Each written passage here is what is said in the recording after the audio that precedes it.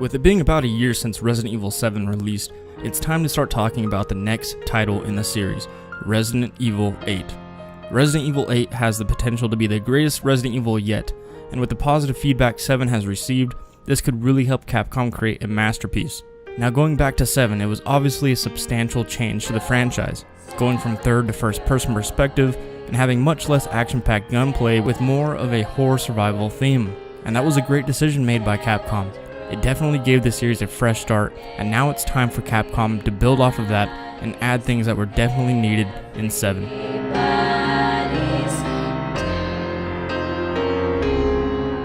Let's start with the location. So some people are hoping for the return of Raccoon City in the next title, or a similar big apocalyptic city.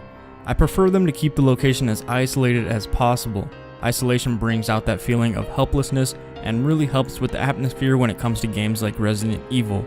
I thought 7's location was brilliant, but it was a little too small. I think a location like Resident Evil 4's map would be great for Resident Evil 8. Maybe a rural area in the middle of nowhere with various locations throughout the map, including small creepy towns. Or maybe even an isolated location up in the mountains somewhere. There's plenty of ominous areas they could place the game, but I really do hope they increase the size from 7's location, keeping it linear but also open at the same time.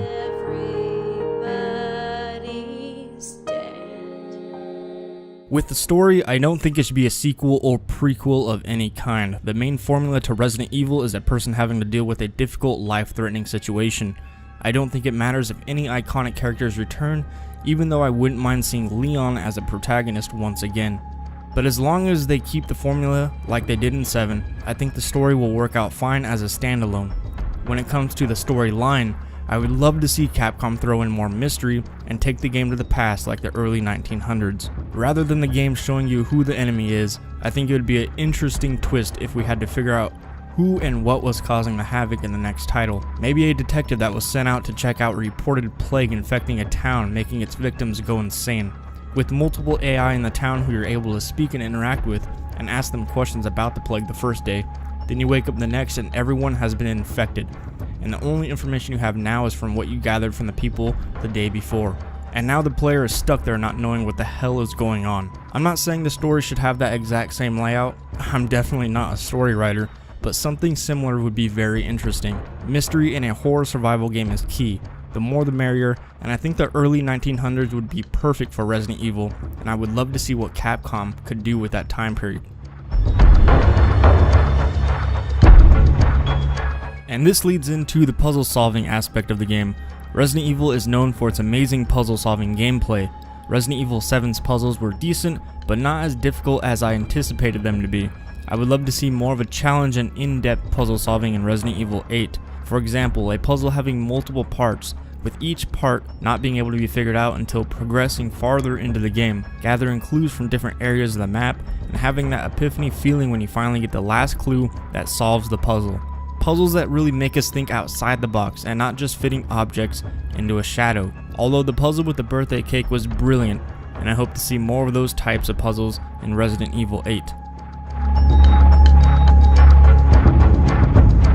I think it's crucial that they keep Resident Evil 8 first person. I've never been so immersed and frightened in a game until Resident Evil 7, and the main part of that immersion was from the game having a first person perspective. It gave the game so much more than it could have ever had in third person, and plus it's great for VR.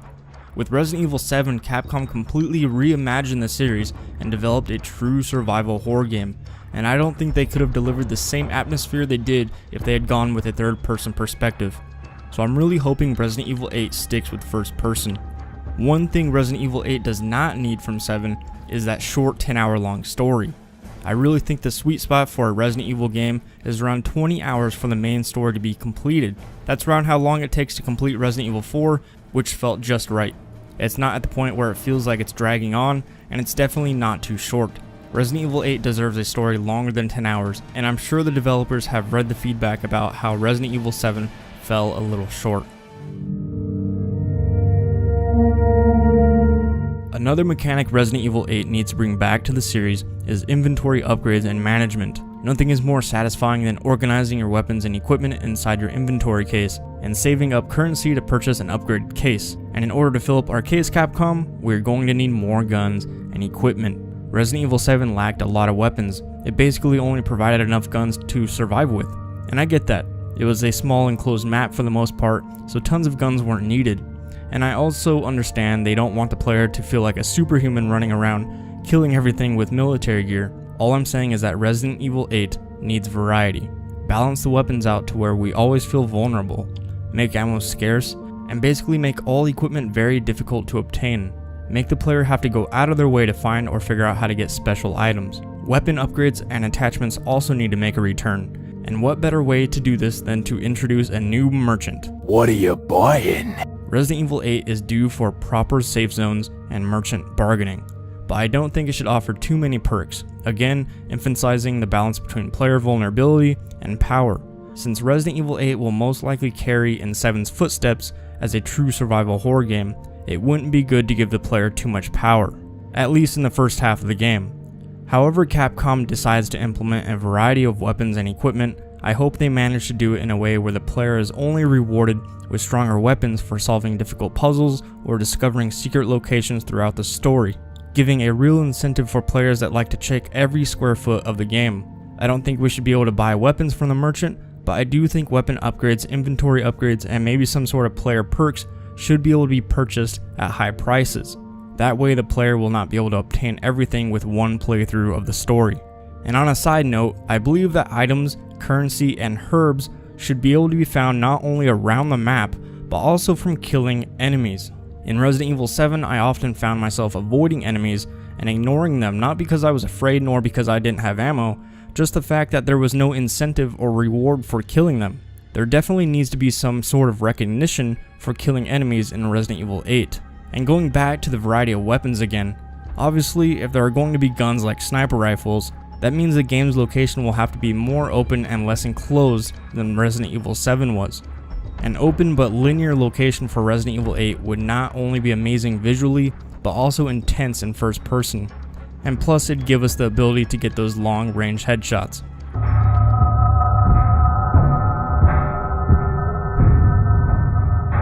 When it comes to enemies in Resident Evil 8, I believe it should consist of not only more as in actual numbers, but also more types of enemies as well.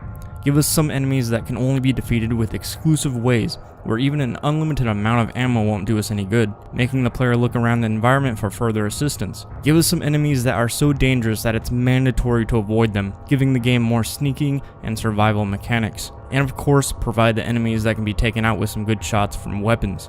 Resident Evil 7 had a fair number of enemies, but since the game was rather short, there was also a short supply of enemy variety. So with Resident Evil 8, which hopefully will have a much longer story, this will allow the developers to implement more unique enemies within the game.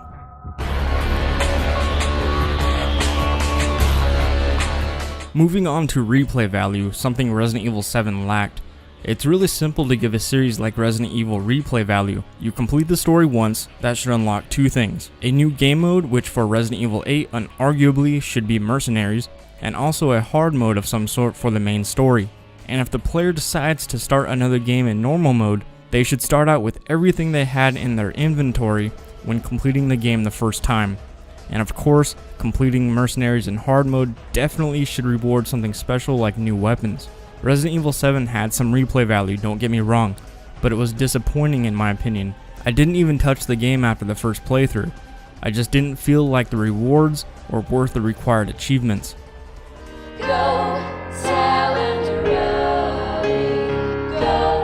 So those are some of the important things that I and hopefully some of the community wants to be present in Resident Evil 8. This is going to be one, if not the most highly anticipated Resident Evil title ever, due to the fact that Resident Evil 7 was such a different game than we all expected. It turned out to be a very solid Resident Evil title, and it opened up so many opportunities for the franchise going forward. So everything is up in the air for Resident Evil 8, and like I said before, just looking at some of the minor flaws in 7, this could really help Capcom create a masterpiece. And with Shinji Mikami possibly returning to direct Resident Evil 8, anything is possible. So if you like this video, please give it a thumbs up. If you didn't, give me a thumbs down, it really helps me out a lot. And before we go, make sure to subscribe here at Roger Productions for more Resident Evil 8 content just like this. And also, let me know down in the comment section below what you want to see in Resident Evil 8. Other than that, guys, I will catch you in the next video.